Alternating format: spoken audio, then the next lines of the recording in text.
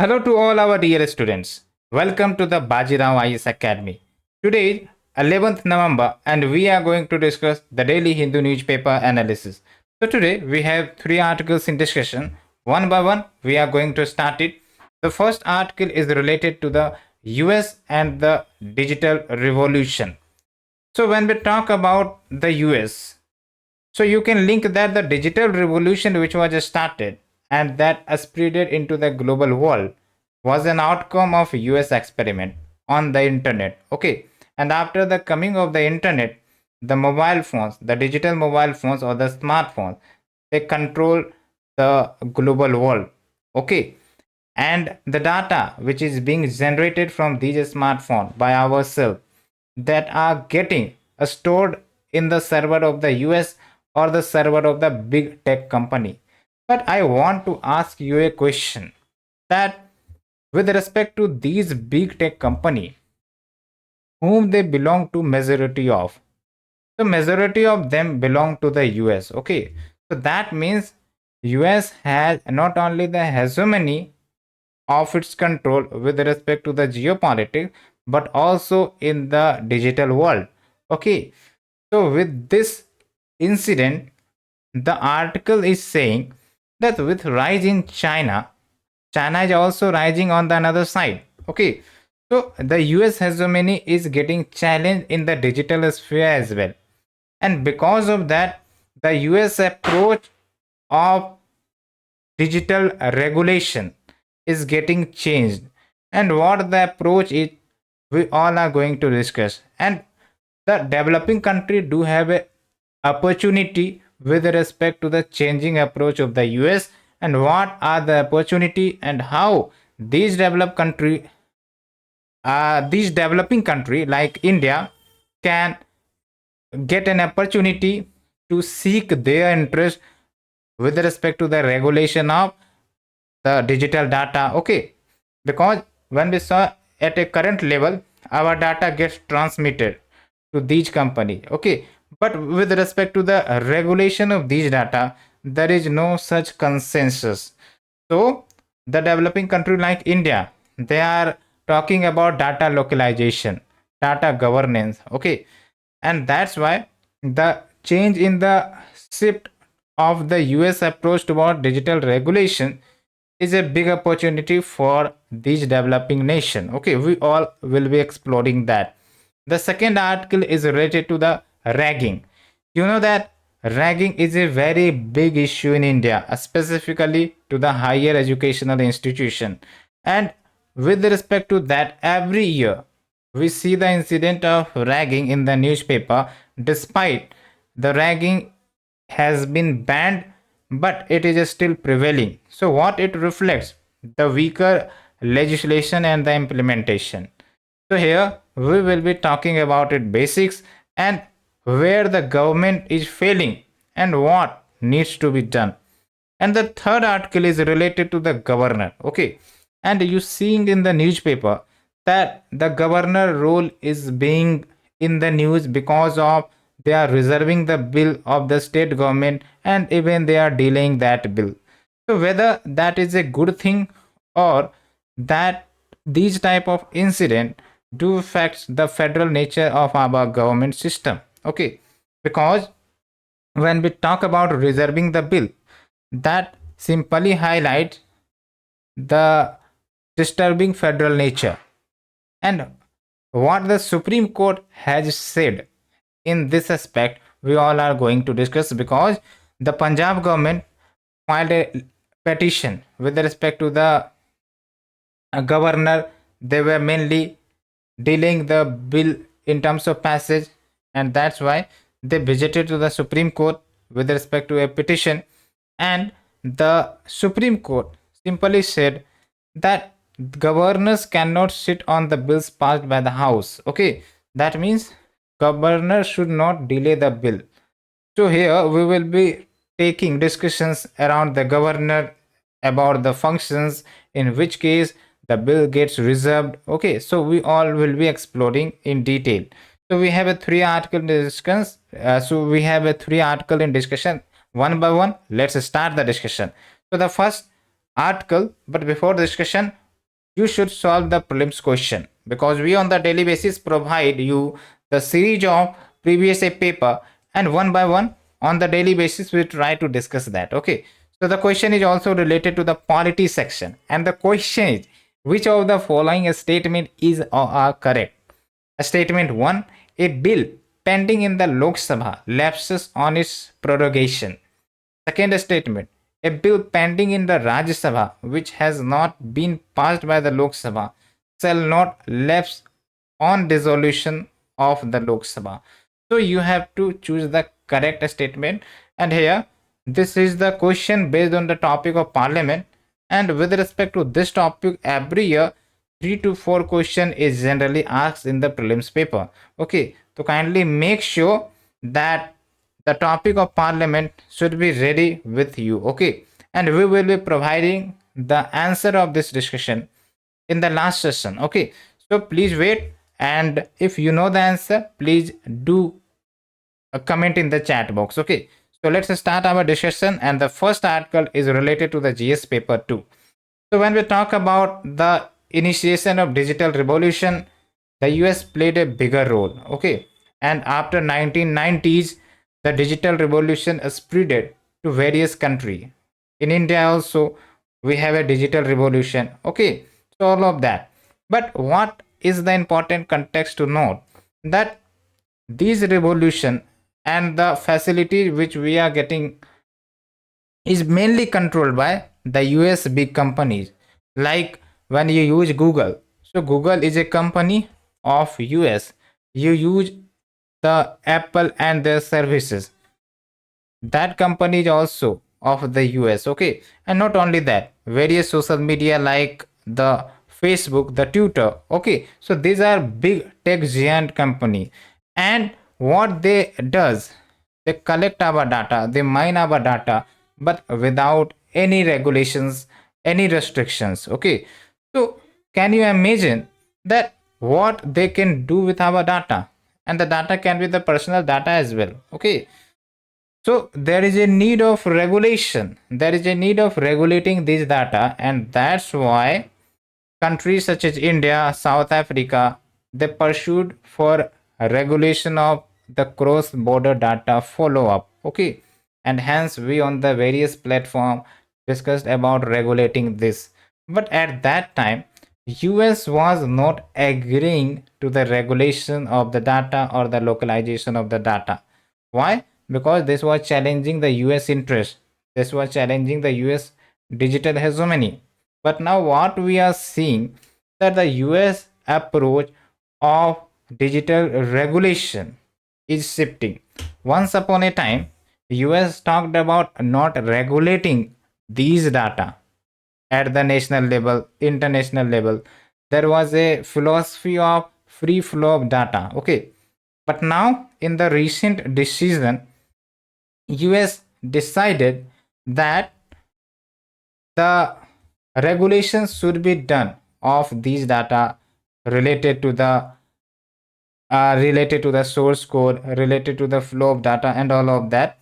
Okay, in the recent uh, timeline of October 2023. Okay, and you can see here that US withdraw from its centerpiece digital trade position at the WTO, citing that there should be a need of a domestic policy that can regulate the big tech company and the artificial intelligence.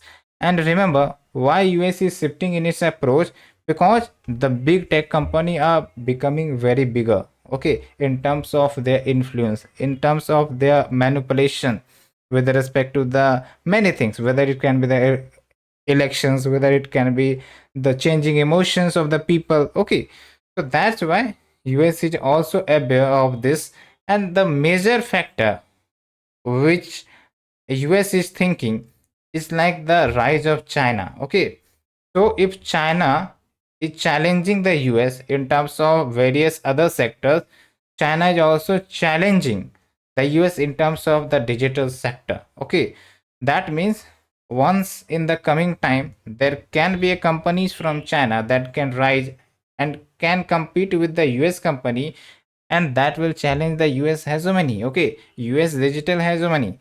and that's why US is concerned about that. And hence US is shifting its policy from not regulating the data, okay, to regulating the data, towards regulating the data. And the major factor is the China factor. So that's an important point to understand, okay. And the another factor is like the growing influence of the artificial intelligence, and you are seeing the incident of deep fake and other cyber related crimes and all of that rising due to the artificial intelligence. We do have the benefit of artificial intelligence, but you should understand that artificial intelligence is a like ocean of the virtual world, okay. They can do many positive things, but they can bring devastation as well. So that's why regulating the artificial intelligence is becoming very important. And we as a developing country or the developed nations, they are trying to regulate in that manner. So maybe you understood the shifting approach of US with respect to the regulation of the digital data, okay. So that's a very important point we have discussed, okay. And not only that, but the increasing presence of Chinese digitization can have a security implications. As we say that we should not believe on the Chinese products, okay, because it can include surveillance and all of that. And for the US it can be an issue, okay. That's why another point why US is shifting towards its policy approach is because of the security threat that can be posed from the China, okay. So that's an important point to understand. And for that, the US wanted effective regulation in the recent approach, okay. So that is the point we have discussed. And maybe US could not totally shift towards regulating the digital data, okay. Maybe they can push for the data flow, source code, and facilities relocation related provision in the regional data trade deals, okay. Not at the global level, because at the global level China will also get an opportunity, okay. And that's why this will not be in the US interest. And hence, with respect to the allies or the regional groupings, they can promote the free flow of data or less regulations of the data, but at the regional level, not at the global level, because at the global level the China is also entering into the field, okay. And for that we have a Indo-Pacific economic framework for prosperity and the America's partnership for economic prosperity. So here, with these type of agreements in the framework, they can propose the free flow of data, okay. So what this further says, like the US recent declaration can be seen in two different light. One is that it is signaling a global acceptance that there is a need to have a digital regulation, okay. And for the digital regulation we need national policy, okay, the domestic policy that can regulate the data flow, the source code, the location of computing facility, and all of that. But on the other hand, what the impact it can have, like the present digital world can be splitted into the two. One will be led by the China, one will be led by the US, okay, because China is also increasing its digital presence, okay. So like the Cold War scenario where there was two block, one was led by the US and the another was led by the USSR, okay. So now in the digital scenario we are seeing that in the coming time there can be the digital Cold War, and this digital Cold War there will be two block, one will be led by the China, one will be led by the US, okay. So the digital world will be getting splitted into two blocks, and that will be a challenging for the developing nation, okay.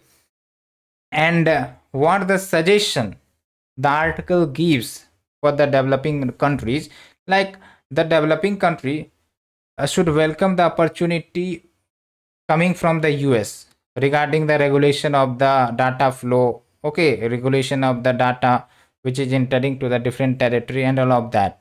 So this opportunity can be harnessed, okay, and they should further promote the digital regulation at the global platform or the World Trade Organizations, okay, so that the big tech companies should be regulated and controlled along with the artificial intelligence. But there is an important suggestion that the trap which is getting created, okay, because of the China and the US. So these developing countries should not be under the trap of or under the control of these two nations in terms of the digital independency. Okay, so their digital independency should not be under the control of these two nations. Okay, that means the developing country should build a strong digital industrial policy to bolster domestic digital industry. That means that the developing nations should be atmanirbhar in terms of the digital industry, in terms of the digital services, okay, so that the conflict which is getting visible in terms of the US and the China should not get reflected into the developing nations.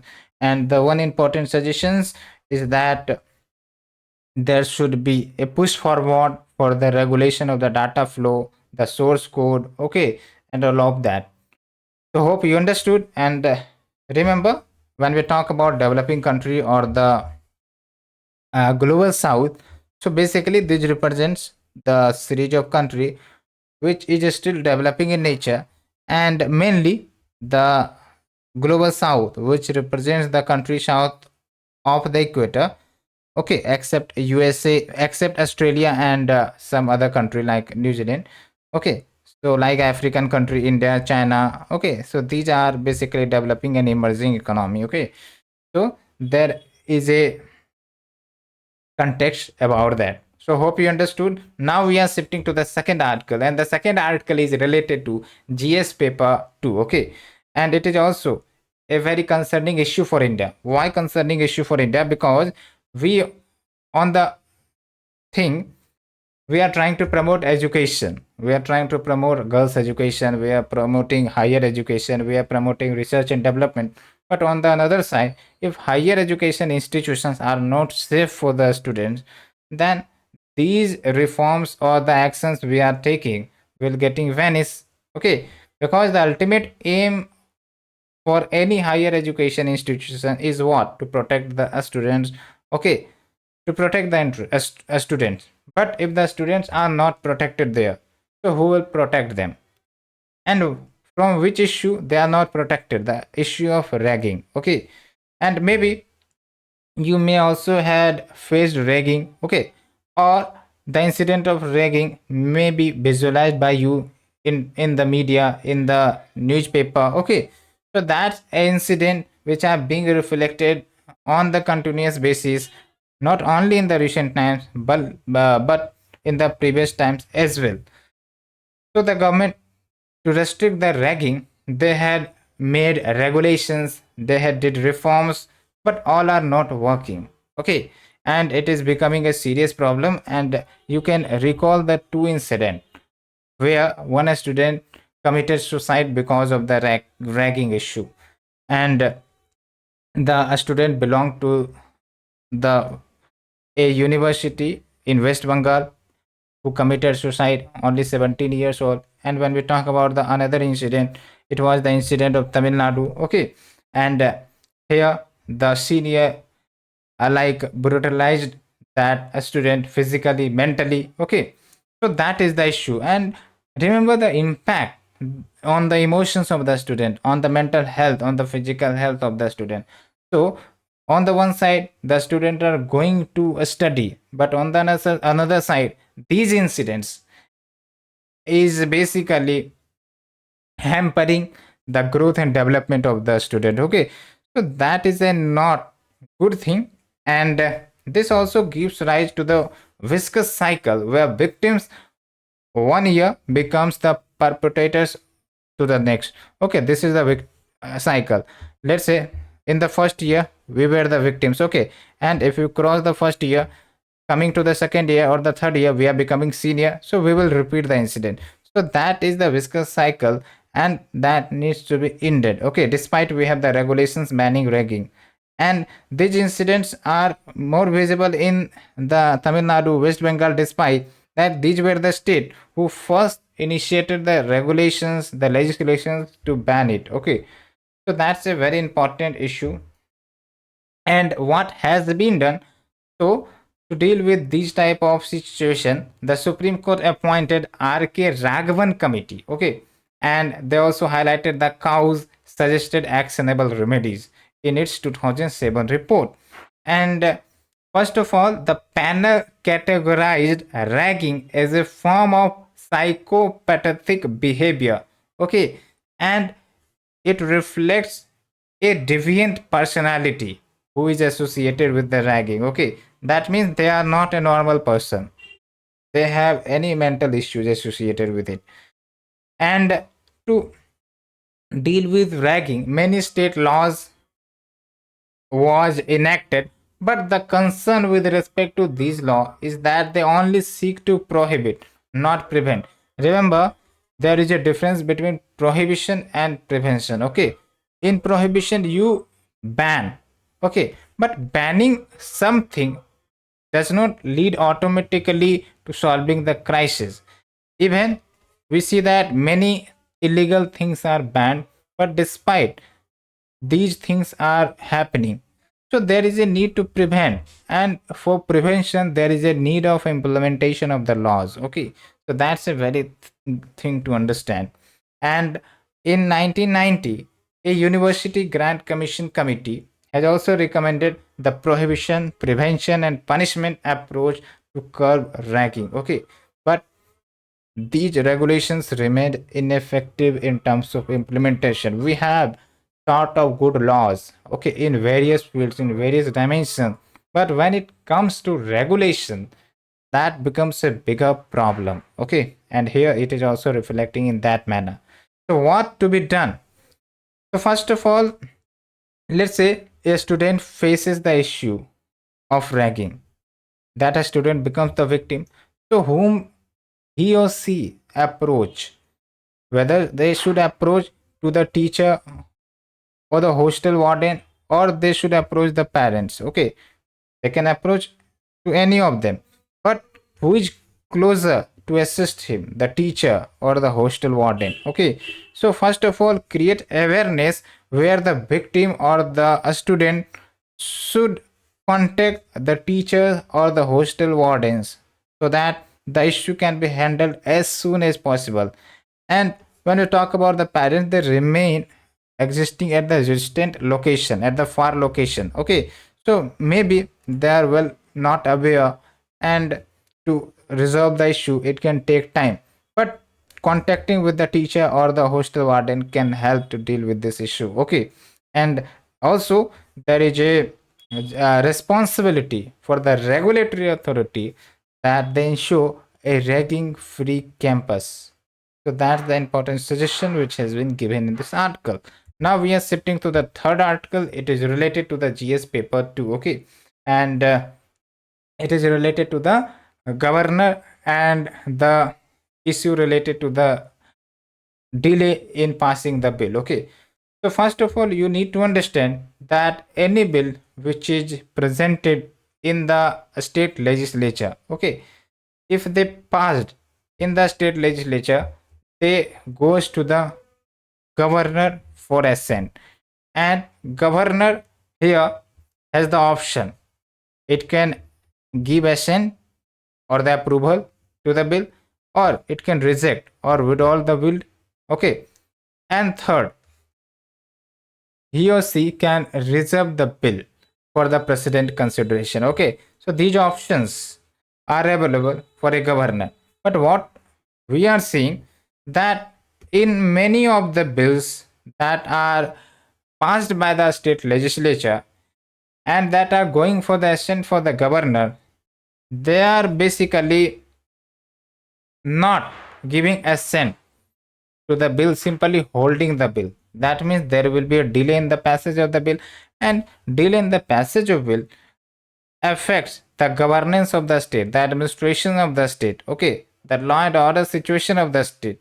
So that's why some of the state in recent time, because of rising incident, they visited Supreme Court in a petition. They filed a petition, whether it is Punjab, whether it is Tamil Nadu, whether it is the Kerala. These are some of the states. Okay, so they went to the Supreme Court, and recently Supreme Court gave its order, and Supreme Court clarified some of the important point that needs to be understood by you here. Okay, Supreme Court simply says governors cannot sit on the bill passed by House, or in simple terms, governor should not delay in giving assent to the bill. They need to take action as soon as possible. Okay, so that's the important point. And remember some of the observation that has been said by the Supreme Court.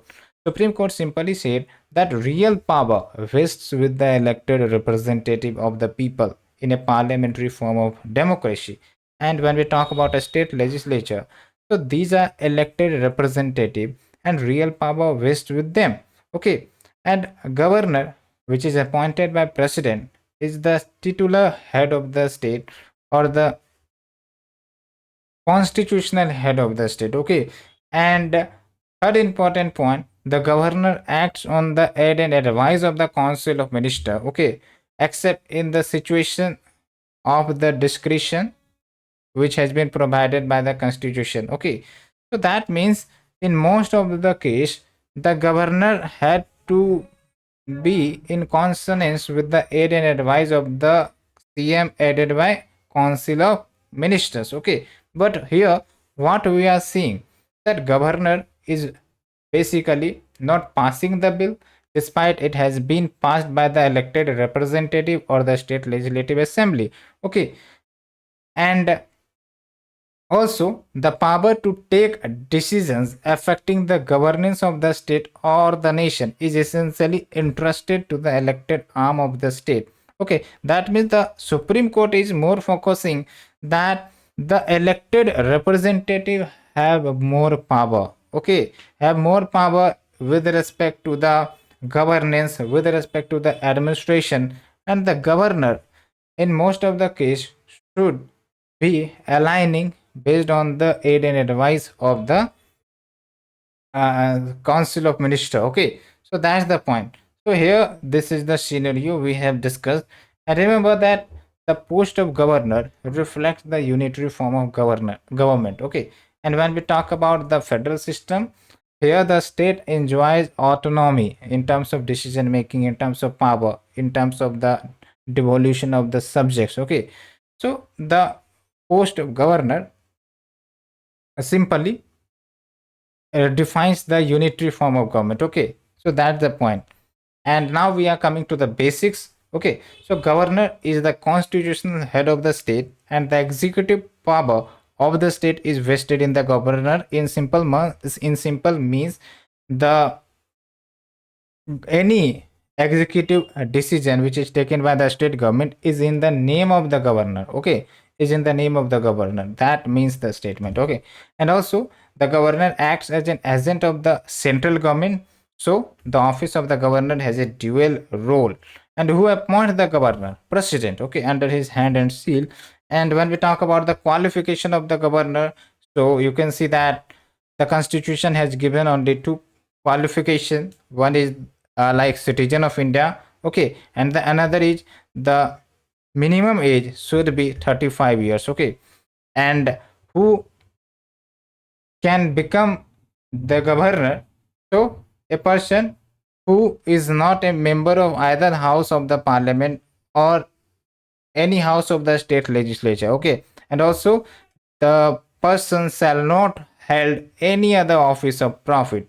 So that is another condition. Okay, and the emoluments and allowance of the government shall not be diminished during his term of office. Okay, so that's the point. And when we talk about terms of office, so he hold office for a term of 5 years, but they are subjected to the pleasure of president, meaning the president can anytime remove the governor. Okay, that 5 years does not come with security. So that's the important point. And with respect to the removal procedure, the constitution is silent about this. Okay, the constitution does not mentions any ground for the removal of the governor. Okay, and removed by the president.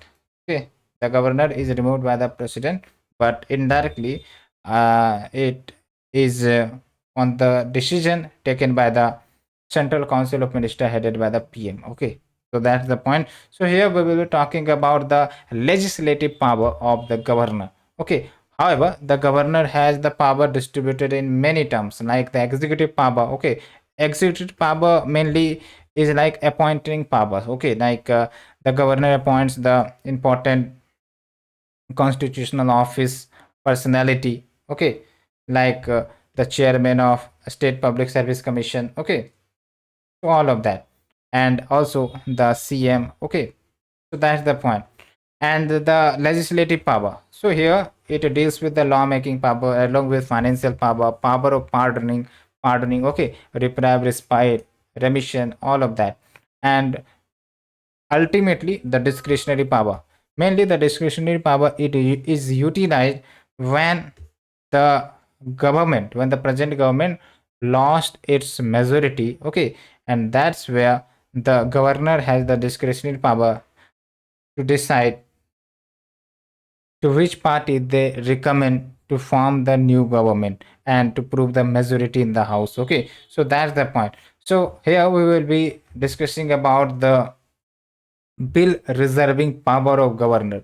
So when we talk about the state legislature, okay, so bill passed by the state legislature, they comes to the governor for assent, and if the governor gives the assent, that will become act. Okay, and that will start implementing in the state, in the particular state.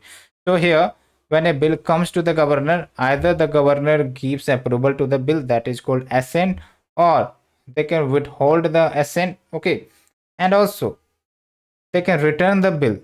But remember, if it is a money bill, the money will not be returned by the governor. Okay, so except money bill, the governor has a power to return the bill as well. And ultimately the governor has another power which is not enjoyed by the president, that is the reserving the bill for consideration of the president. Okay, and here article 200 says that governor shall reserve any bill for the consideration of the president. Okay, if such a bill in his opinion become law, it would so derogate from the power of the high court as to endanger the position which that court is designed to fill under the constitution. Okay, so that's the point. So in some of the case, the governor can reserve the bill for the president as well. So that's a very important point.